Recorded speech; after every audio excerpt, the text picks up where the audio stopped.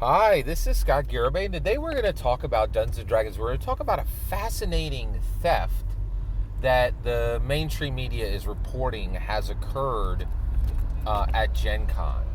And that was the theft of $300,000 of Dungeons and Dragons components, which were in the form of Magic the Gathering cards. Right?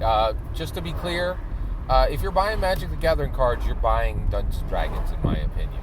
Period. End of sentence. And the reason why is those two products were forever merged by James Wyatt, right?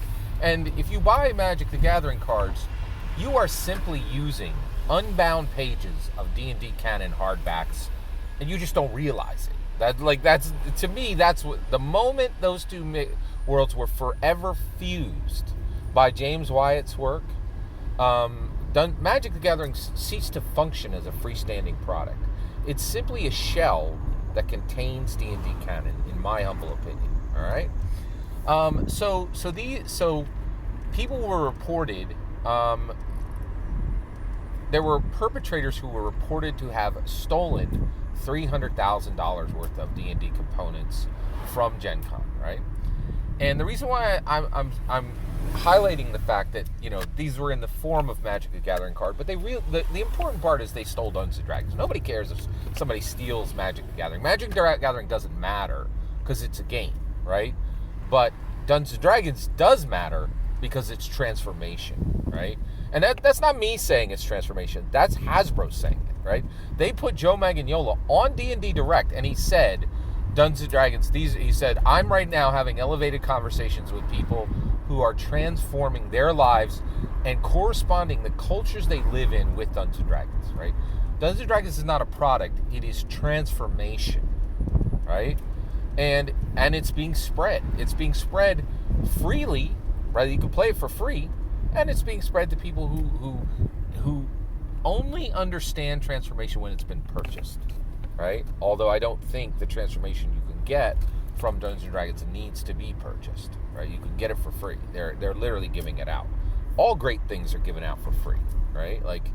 But some people don't understand receiving something for free, and they need that commercial transaction to understand that something has value. That's okay, right? They'll catch up, right? All right. So the reality is, what should be Dungeons and Dragons response? Dungeons and Dragons as a transformational entity. What should Dungeons and Dragons, and I mean the leadership infrastructure of Dungeons and Dragons, what should their response to the theft of these $300,000 in Dungeons and Dragons components be? I think there's a huge opportunity here, right? So here's what I'm saying. I think that Dungeons and Dragons, for people who are lost, Dungeons and Dragons can save their mind and their body, right? And this is the perfect time to prove this, right? I do not think that Dungeons and Dragons can save someone's spirit, right?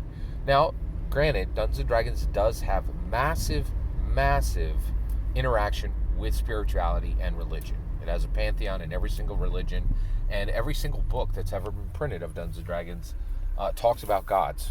Period. End of sentence. It's woven into the fabric of it, right? But the reality is, it was not designed by Gary Gygax to save the spirit. I think Dungeons and Dragons was designed to save the mind and the body. So let's talk about that. What does it mean to save the mind and the body? Well, we have there is right now the possibility that two people will go to prison because they stole, right, Dungeons and Dragons components. That is a distinct possibility, right? That's harrowing and that's frightening, and I don't want to see that. I don't think anybody wants to see that.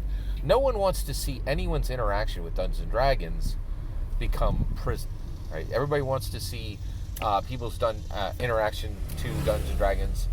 They want to see that turn into transformation, right, and a beneficial experience, and that can happen here. So there was, and what was truly sad is this action, in my humble opinion, was a massive cry for aid for the mind and body, right? So the mainstream media that covered this, almost every story said the same thing. They were like, we have no idea why these people did this, and the reason why was the moment they touched those Dungeons & Dragons components, they were on camera. They were on camera from the beginning. They were on camera to the point where they put it in their car, right? Like, they were on camera the entire way. Their entire crime, allegedly, was recorded. Like, so, and the reality is, camera coverage is not new, right? Like, people who do crime nowadays, knowing that there's cameras in public spaces everywhere, are literally saying, "Save my mind and my body." They're not trying to get away with something. They're saying, "I desperately need help," right? And I think that's what's needed here. So I think the correct response would be for Jeremy Crawford to, go to the higher ups and say, "This is what I want to do. I want Hasbro to pay the vendor 100%, $300,000. Actually, let's pay them double. Let's pay $600,000, right? Double the cost of the product. We'll take all the product, right?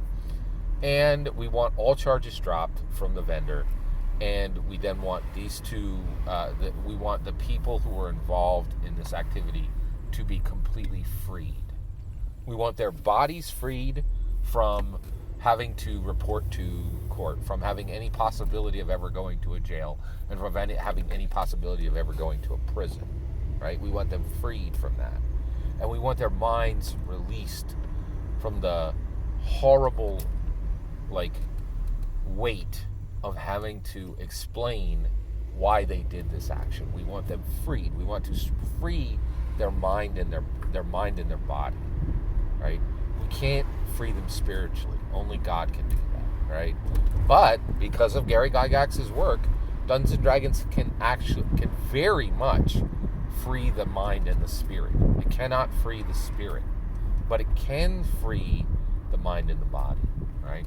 And so I think there's a huge opportunity, and this is the cake topper, baby. Hasbro had a rough year. Dungeons & Dragons had a rough year. It started off rough. The OGL crisis was brutal. The Manic Panic was brutal, right? And, the Pinkerton mess, they've had a rough year. This would be a perfect way for Dungeons & Dragons to say, we care about our community, and that means even community who doesn't understand what the community is, right?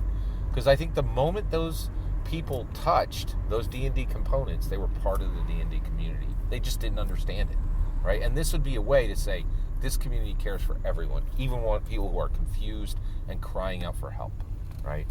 Every single word of that is my humble opinion. What's important is when I get to hear your humble opinion. You get in the comments and send your traffic. Please consider liking and subscribing, and have a wonderful millennium.